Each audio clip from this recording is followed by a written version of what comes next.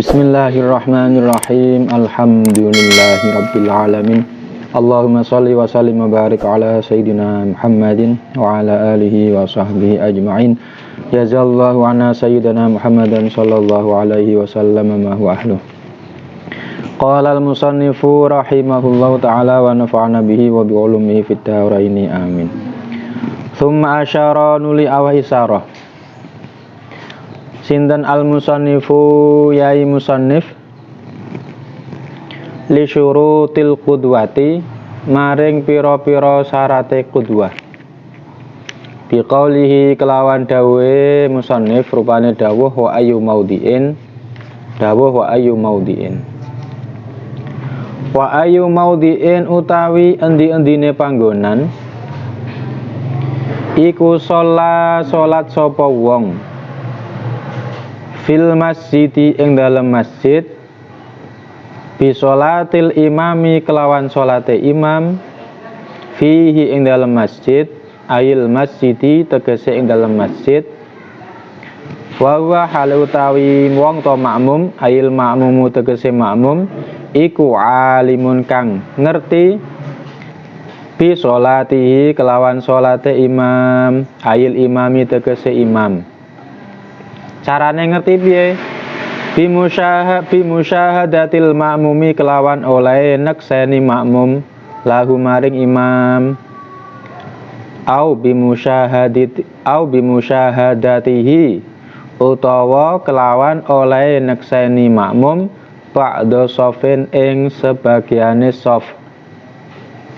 Ajza'ahu mongko nyukupi apa ayu maudhi hu ing makmum ay kafahu tegese nyukupi hu ing makmum apa zalika mengkono ayu maudhi'in shalla fil masjidi ilah fi sihatil iqtidai ing dalem sae manut bihi kelawan imam malam yataqaddam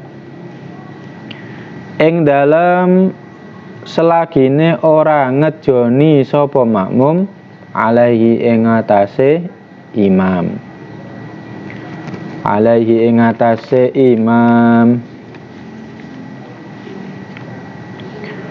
fa in taqaddama mengko lamun ngejoni sapa makmum alaihi ing atase imam bi aqibi kelawan tungkae makmum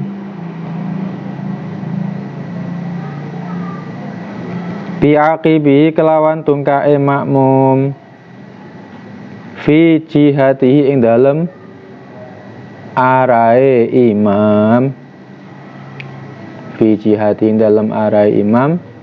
lam tan aqid mongko ora dadi apa sholatuhu sholate makmum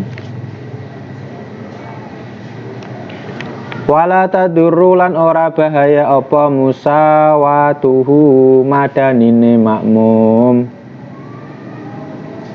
li imamihi maring imame makmum wayundabu lan den sunahake apa takhallufuhu mundure makmum mundur an imamihi saking imame makmum qalilan kelawan kidik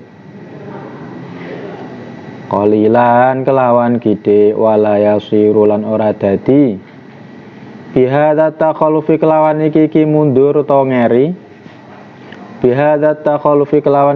mundur dadi iku munfaridan kang deweni anis sofi saking barisan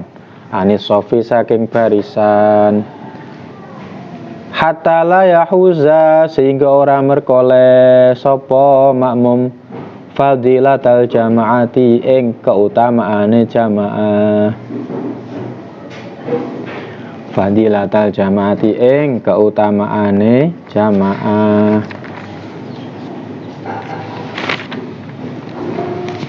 Don niki membahas tentang syarat-syarat qudwah, syarat-syarat jamaah. nanti musonef niku menyebutkan sebagian syarat-syarat tersebut. Nah, kalau kita lengkapi dalam syarah Bajuri ini, syarat-syarat jamaah niku ada 12. Yang pertama, sholatnya imam dan makmum niku harus cocok dalam gerakan-gerakan yang zahir. Artinya, kalau ada orang sholat zuhur bermakmum dengan orang yang sholat gerhana matahari, niki tidak sah, karena gerakan sholat gerhana dengan gerakan sholat zuhur niku sudah tidak serasi, tidak cocok. Begitu juga sebaliknya.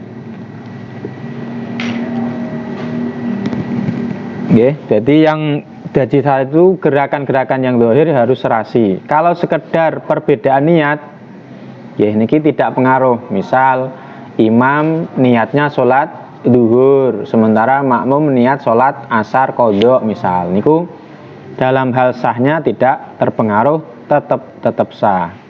Atau perbedaan dalam jumlah rakaat, imam sholat sunnah 2 rakaat, makmumnya sholat zuhur misal, niku nggih tidak masalah.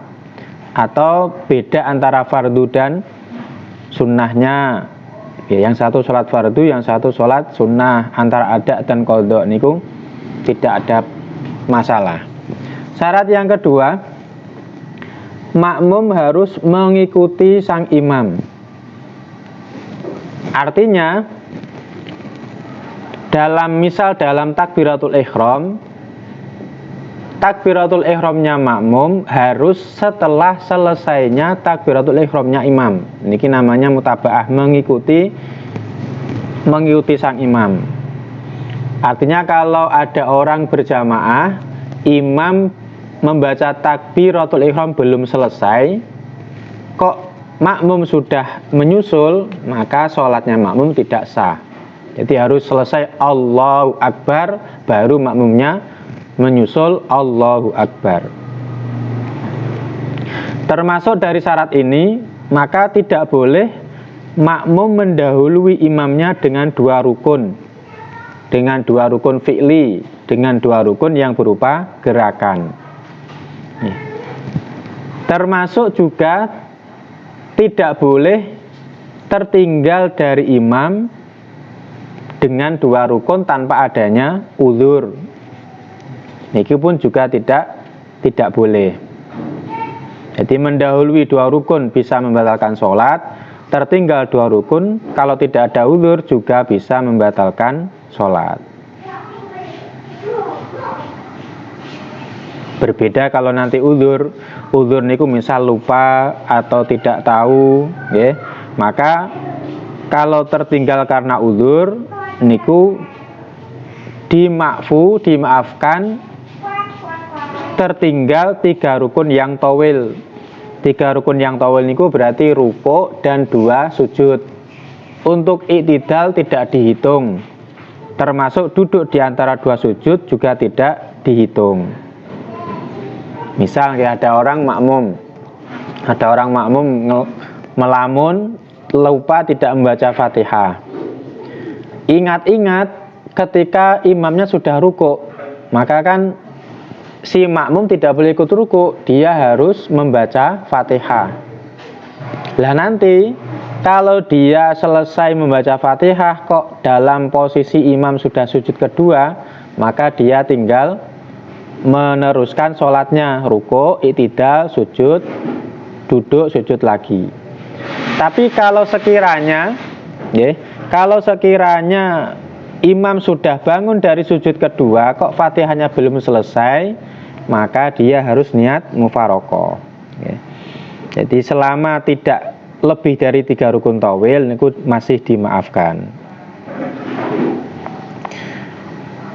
Syarat yang ketiga, makmum harus mengetahui perpindahan gerakan imam dengan cara melihat langsung atau dengan cara melihat barisan yang barisan tersebut melihat imam. atau dengan cara mendengarkan suara sang imam, atau suara mubaligh, ya, suara makmum yang menyampaikan suaranya imam.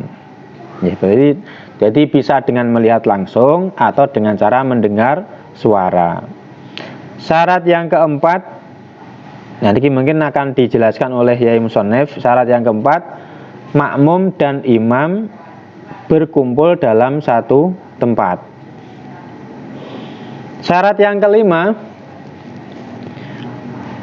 makmum tidak boleh berbeda dengan imam dalam kesunahan-kesunahan yang dianggap mencolok. Ya, nanti dalam bahasan ini, jadi makmum harus serasi dengan imamnya dalam kesunahan-kesunahan itu ada kalanya tarkan wa fi'lan. Baik ketika meninggalkan atau ketika mengerjakan, makmum harus serasi dengan imam. Ya, contohnya sujud tilawah. Sujud tilawah niku termasuk kesunahan yang makmum harus serasi dengan imamnya, baik ketika ditinggalkan atau ketika dilakukan. Ketika imam tidak sujud tilawah, maka makmum wajib tidak sujud tilawah. Ketika imam sujud tilawah, maka makmum juga wajib sujud tilawah. Artinya kalau menyelisihi niki bisa membatalkan sholat, karena itu dianggap kesunahan yang mencolok perbedaannya. Yang kedua seperti sujud sahwi. Kalau sujud sahwi niku makmum harus serasi dengan imam saat imam melakukan. Tidak harus serasi ketika imam tidak melakukan. Artinya ketika imam sujud sahwi, maka makmum harus ikut sujud sahwi. Jika tidak, maka sholatnya batal. Tapi jika imam tidak melakukan sujud sahwi, maka makmum tetap sunnah sujud sahwi. Nah, caranya dengan menunggu imamnya salam terlebih dahulu, baru setelah imamnya salam, makmum sujud sahwi kemudian salam sendiri. Yang ketiga, tahiyat awal. Kalau tahiyat awal niki sebaliknya, artinya makmum harus serasi dengan imam ketika imam tidak melakukan tahiyat awal. Tapi ketika imam melakukan tahiyat awal, makmum tidak harus ikut melakukan tahiyat awal. Makanya kalau ada imam lupa tidak tahiyat awal, maka makmum juga harus ikut berdiri tidak tahiyat awal. Kalau makmum memaksa tahiyat awal padahal imamnya tidak tahiyat awal, niki bisa membatalkan sholatnya si makmum. Berbeda kalau imam melakukan tahiyat awal, lagi makmumnya boleh. Ya, kemarin sudah dijelaskan, kalau imamnya tahiyat awal, maka makmum boleh sengaja tidak tahiyat awal. Ya, meskipun kalau sengaja, sunnah dia kembali duduk untuk ikut tahiyat awal bersamaan dengan imam. Tapi kalau dia lupa, jadi imamnya tahiyat awal, makmumnya lupa berdiri. Nah, kalau lupa maka wajib kembali untuk ikut tahiyat awal dengan imam. Terus kalau kunut, kalau kunut niku makmum tidak wajib serasi dengan imam, baik ketika imam melakukan atau ketika imam meninggalkan. Niku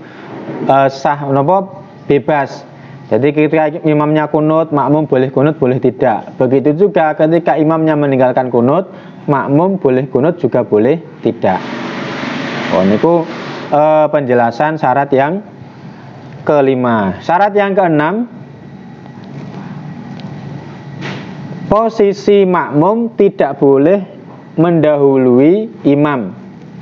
Jadi posisi atau tempatnya makmum tidak boleh mendahului tempatnya imam. Nanti mungkin dijelaskan dalam kitabnya.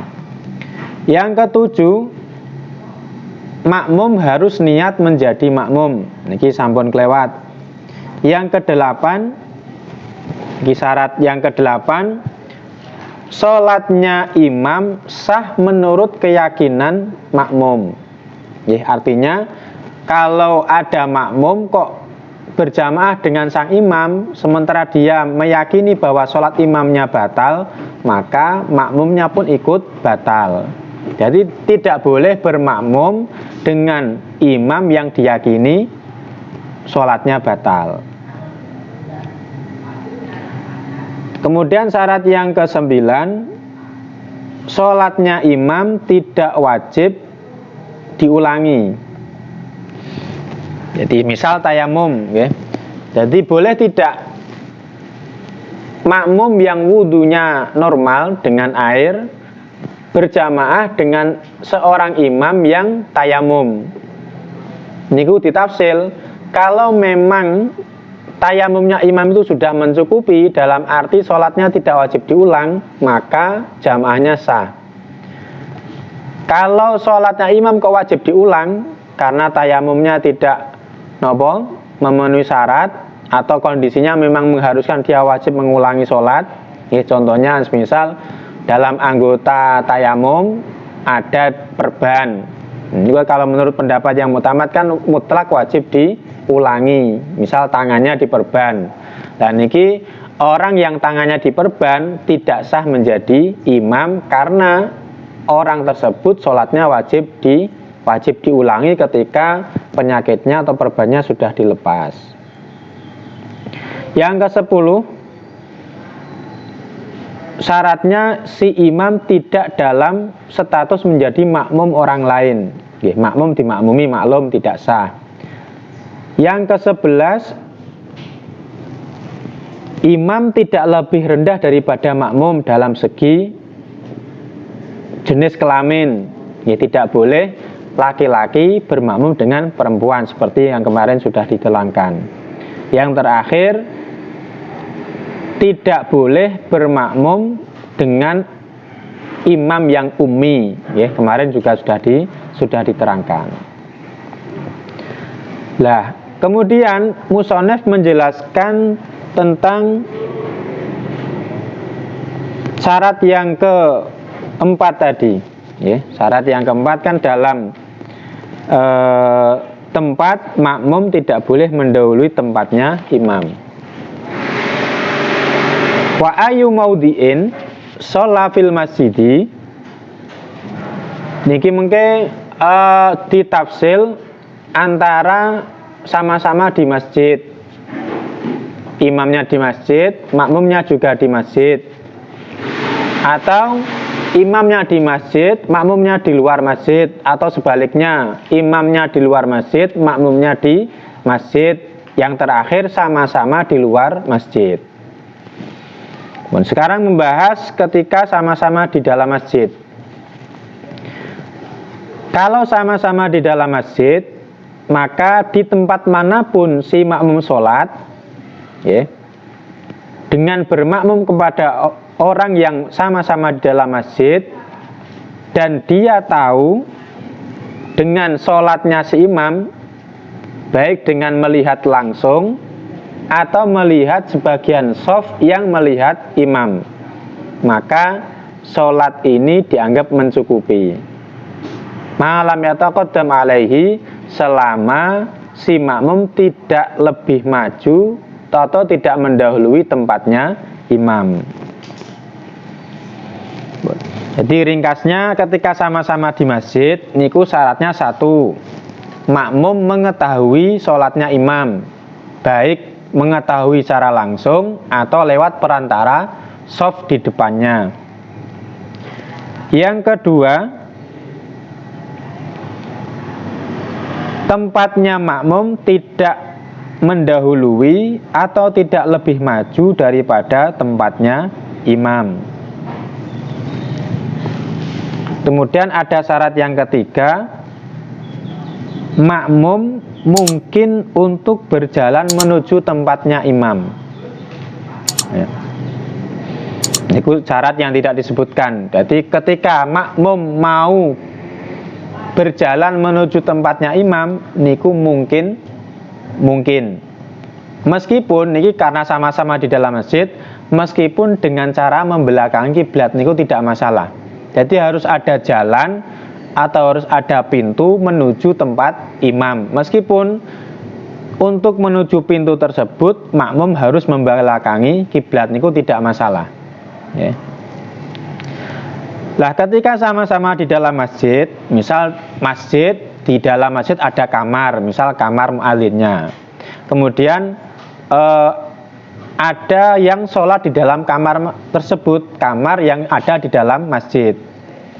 Maka ketika di tengah-tengah sholat kok semisal pintunya tertutup, niku hukumnya tetap sah. Ya. Kecuali kalau sampai terkunci lah, niku yang tidak sah. Atau ada orang sholat di masjid lantai 2, di tengah-tengah sholat tangganya roboh misal, niku nggih tetap sah. Jadi kalau hilangnya tangga atau kalau tertutupnya pintu kok di tengah-tengah sholat, niku tidak mempengaruhi sahnya sholat, sahnya jamaah, kecuali kalau sampai pintunya terkunci. Nah kalau sampai terkunci niku yang membahayakan. Kemudian syarat yang posisi makmum tidak lebih maju dengan imamnya, niku standarnya dilihat dari posisi sholatnya. Kalau posisi sholatnya dengan berdiri, sama-sama berdiri, maka yang menjadi standar adalah tumitnya, tungkak cara bahasanya ya, tumitnya makmum tidak boleh mendahului tumitnya imam. Ya, niki yang searah. Kalau kita sholat itu berarti kan sama-sama dari arah timur menuju Ka'bah, kan sama-sama dari arah timur. Jadi kalau dalam satu arah, maka tumitnya si makmum tidak boleh lebih maju dibanding tumitnya sang imam. Kalau sholatnya sama-sama duduk, maka yang menjadi standar adalah pantatnya makmum tidak boleh mendahului pantatnya imam. Kalau sholatnya tidur miring, maka yang menjadi standar adalah lambungnya makmum tidak boleh mendahului lambungnya imam. Kalau sholatnya sama-sama tidur terlentang, maka yang menjadi standar adalah kepala. Artinya kepalanya makmum tidak boleh mendahului atau lebih maju daripada kepalanya imam. Kalau makmumnya berdiri, imamnya duduk, ya berarti sama, tidak boleh tumitnya makmum tidak boleh mendahului pantatnya si imam. Jadi yang tidak boleh niku mendahului. Kalau sama sejajar, wala taduru musawatul imamihi. Kalau sejajar niku tidak apa-apa. Ya, cuman kalau menurut mazhab Syafi'i, antara imam dan makmum kok sampai sejajar, jadi tumitnya lurus dengan tumitnya imam, niku meskipun sholatnya sah, tapi hukumnya makruh dan bisa menggugurkan fadilahnya jamaah. Ya terus sunnahnya dalam membuat shaf, ya sunnahnya posisi makmum niku agak mundur sedikit daripada si imam. Ya. Jadi minimal jari-jari kakinya makmum berada di belakang tumitnya imam. Niku minimal. Lah mundurnya niku pokok kurang dari 3 dzira'. 3 dzira' niku 1 meter 44 cm. Kan kira-kira takriban iki tidak harus tahdidan, tapi takriban segampangnya 1,5 meter. Ya, niku jarak maksimal kalau makmum dan imamnya sama-sama laki-laki. Beda kalau perempuan niku semakin jauh malah semakin baik kalau imamnya laki-laki, makmumnya perempuan. Sedikit menjelaskan tentang cara membuat shaf. Ketika imamnya laki-laki dan makmumnya laki-laki 1, berarti hanya ada 2 orang, maka cara membuat shaf adalah makmum berdiri di sebelah kanan imam agak mundur ke belakang. Ya, sunnahnya tadi jari-jari kakinya makmum tepat berada di belakang tumitnya imam. Kemudian kalau di tengah-tengah sholat kok ada makmum kedua sama-sama laki-laki, Maka makmum kedua niki berdiri di sebelah kiri imam. Nah, setelah takbir niku imamnya maju ke depan atau dua makmum ini mundur ke belakang. Niki yang paling baik. Jadi makmumnya yang mundur ke belakang dengan jarak maksimal 3 dhiro tadi atau 1,5 meter. Setelah mundur ke belakang, kemudian dua makmum ini kemudian merapat. Merapat yang akhirnya nanti posisi imam itu di tengah-tengah. Kalau makmumnya lebih dari satu, dari awal memang lebih dari satu, maka caranya adalah langsung berdiri di belakang imam. Dengan posisi imam tepat berada di tengah-tengah. Jadi belakang sebelah kanan, belakang sebelah kiri. Nanti ada makmum ketiga berdiri di sebelah kanan, ada makmum keempat berdiri sebelah kiri. Begitu terus, sebelah kanan kiri, yang posisi imam itu sekiranya selalu berada di tengah. Niku kalau sama-sama laki-laki. Kalau imamnya laki-laki, makmumnya perempuan satu, maka posisi imam perempuan satu niki langsung berada di belakang imam, tidak di samping, tapi langsung berada di belakang imam. Kalau makmumnya tiga orang, imamnya laki-laki, satu makmum laki-laki, satu makmum perempuan, maka posisinya makmum laki-laki berada di samping imam, makmum perempuan berada di belakang keduanya. Berarti di tengah-tengah antara imam dan makmum laki-laki, di belakang keduanya, tidak di belakang imam, juga tidak di belakang makmum, tapi antara keduanya. Jadi sama-sama di belakang, posisi tengah-tengah antara imam dan makmum. Kalau jamaahnya sesama perempuan, imamnya perempuan, makmumnya juga perempuan, maka posisi imam dan makmum sejajar mundur sedikit. Jadi imamnya tepat berada di tengah-tengah makmum, terus makmumnya agak mundur sedikit. Tadi standarnya pokok jari kaki makmum di belakang tumitnya sang imam. Niku nek sama-sama perempuan.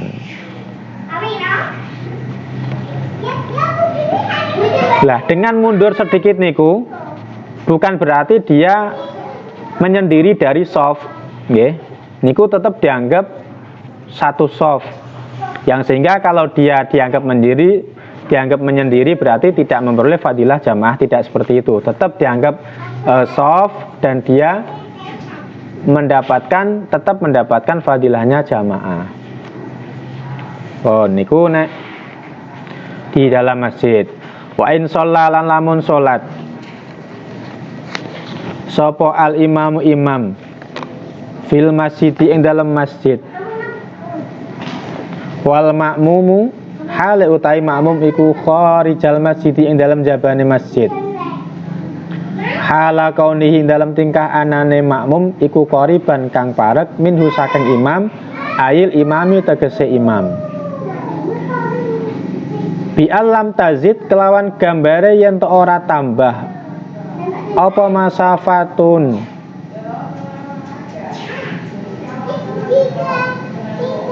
apa masafatuma endi-endine pelakon bainahuma kang ing dalem antarane imam lan makmum ala salah simiati dhirain ing atase 300 dhira apane takriban kira-kirane.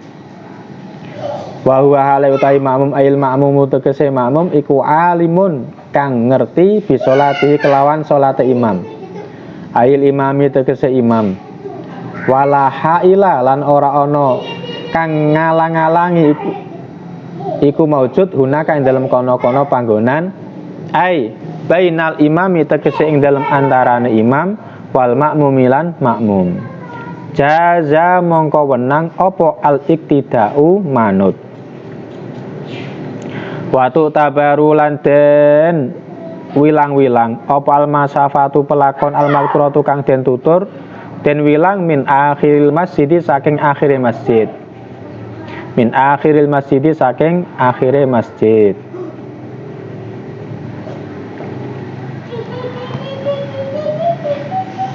Bon, ketika imamnya di dalam masjid, makmumnya di luar masjid, atau dibalik, imamnya di luar masjid, makmumnya di dalam masjid,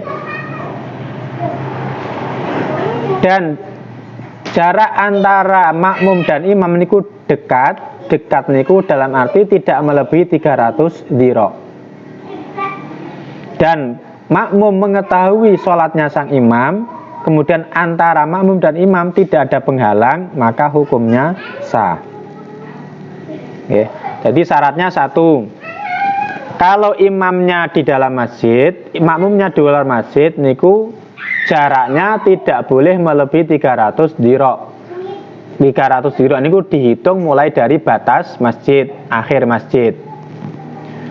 Katakanlah 300 dhira itu 150 meter.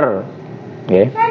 Jadi kalau jarak antara makmum dengan batas masjid kok lebih dari 150 meter atau 300 dhira, maka jamaahnya batal. Kalau jamaahnya batal berarti sholatnya juga batal. Jadi ada dua jarak, okay. Pertama jarak 3 dhira, yang kedua jarak 300 dhira. Jarak 3 dhira niki untuk imam laki-laki dengan makmum laki-laki. Yeah. Jadi syarat makmum laki-laki mendapatkan fadilah jamaah niku antara makmum dan imamnya tidak boleh lebih 3 dhira, tidak boleh melebihi 1,5 meter. Kalau melebihi 1,5 meter, misal 2 meter, niki jamaahnya tetap sah. Yeah. Jamaahnya tetap sah karena untuk sahnya jamaah niku yang penting tidak melebihi 150 meter. Tapi kalau melebihi 3 dhira atau melebihi 1,5 meter, niki jamaahnya memang sah tapi tidak ada fadilahnya, tidak mendapatkan fadilah jamaah. Baru kalau jarak antara imam dan makmum lebih dari 300 dhira, 150 meter, niki baru membatalkan jamaah. Okay. Terus syarat kedua niki kalau laki-laki. Kalau perempuan untuk mendapatkan fadilah jamaah tidak harus kurang dari 3 dhira. Ya, jadi kalau perempuan kan semakin jauh semakin baik. Jadi kalau imamnya laki-laki, makmumnya perempuan itu tidak harus 3 dhira. Artinya misal jarak antara imam laki-laki dengan makmum perempuan ada 3 meter misal, niku nggih tidak masalah. Tetap mendapatkan fadilah jamaah. Yang penting tidak melebihi 300 dhira. Jadi kalau 300 dhira itu syarat jamaah baik untuk laki-laki maupun perempuan. Kemudian syarat yang kedua, makmum mengetahui gerakan sholatnya imam, baik dengan melihat secara langsung atau melihat shaf atau mendengarkan suara imam atau mendengarkan suara mubaligh. Baik mubalignya orang fasik, yang penting hati membenarkan, hati meyakini kebenaran si fasik. Termasuk suara speaker niku nggih cukup. Syarat yang ketiga, antara makmum dan imam tidak ada penghalang. Penghalang niku baik berupa selambu, berupa kain, bahkan berupa benang niku nggih dianggap penghalang. Jangan sampai ada yang menghalang-halangi antara makmum dengan imam. Kalau jalan raya niku tidak apa-apa. Misal ada orang sholat dihalang-halangi jalan raya, niku dianggap bukan penghalang. Meskipun jalan rayanya padat kendaraan. Termasuk yang tidak dianggap penghalang niku sungai. Okay. Sungai meskipun sungainya besar, kalau mau melewati harus berenang, niku tetap dianggap tidak penghalang, bukan penghalang yang mempengaruhi sahnya jamaah. Termasuk syarat yang berikutnya, karena niki di luar masjid salah satunya, maka ketika makmum itu mau menuju tempatnya imam harus bisa tanpa membelakangi kiblat. Kalau sekedar menyamping tidak apa-apa. Berjalan arah selatan atau arah ke utara itu mboten napa-napa. Sing dadi masalah niku kalau sekira makmum mau ke tempat imam, dia harus menghadap ke timur karena pintunya di arah timur misalnya, itu jadi masalah. Jadi harus bisa menuju imam tanpa membelakangi kiblat. Wa ingkana lan lamun ana sapa alimamu imam wal makmumu lan makmum iku fi ghairil masjid ing dalem liyane masjid. Imma fadhun ana kalane pelataran au bina unuta bangunan. Fasyartu mongko utahe syarate iku alla yazida yen to ora tambah apa ma perkara bainahuma kang tetep ing dalem antarane imam lan makmum ala salati mati dhirain ing atase 300 dhira. Wa alla yakuna lan ora ana iku bainahuma ing dalem antarane imam lan makmum apa hailun aling-aling. Yang terakhir, imam dan makmum sama-sama tidak di masjid. Termasuk yang tidak di masjid itu musola, ya. Jadi musola itu bukan masjid. Karena musola itu kadang ada musola yang wakofan, ada yang tidak wakofan. Kalau masjid itu pasti wakofan. Nah, musola itu hukumnya sama dengan rumah dalam arti sama-sama bukan masjid. Nah, kalau makmum dan imam sama-sama tidak di dalam masjid, entah itu di fadho, di tanah lapang, atau dibina di bangunan, di rumah, di kamar, di pondok, di madrasah, atau di musola, maka syaratnya adalah antara makmum dan imamnya tidak lebih 300 dhira. Kalau niki dihitung dari tubuhnya imam dengan tubuhnya makmum. Jadi jarak antara imam dan makmumnya tidak boleh melebihi 300 dhira atau 150 meteran. Kemudian syarat yang kedua, antara makmum dan imam tidak ada penghalang, baik berupa kain atau bahkan berupa benang atau berupa kayu, berupa tembok. Jadi ketika makmum mau menuju imam tidak boleh ada yang menghalang-halangi. Termasuk syarat utama tadi, bisa sampai ke tempat imam tidak dengan membelakangi kiblat. Jadi tidak boleh makmum mau menuju ke tempat imam harus menghadap ke timur terlebih dahulu. Makanya kalau ada orang kok sholat di luar masjid, kemudian yang misal imamnya di dalam rumah, makmumnya di luar rumah. Niki kalau pintu akses menuju imam kok berada di timurnya makmum, maka sholatnya tidak sah. Karena apa? Karena kalau makmum mau menuju ke tempat imam harus menghadap timur terlebih dahulu, karena pintunya berada di sebelah timurnya makmum. Ini namanya bisa menuju imam tapi harus membelakangi Ka'bah, membelakangi kiblat. Ini tidak sah. Berbeda kalau hanya menyamping, baik menyamping kanan atau menyamping kiri, niku tidak masalah. Faslun wallahu a'lam. Al-Fatihah.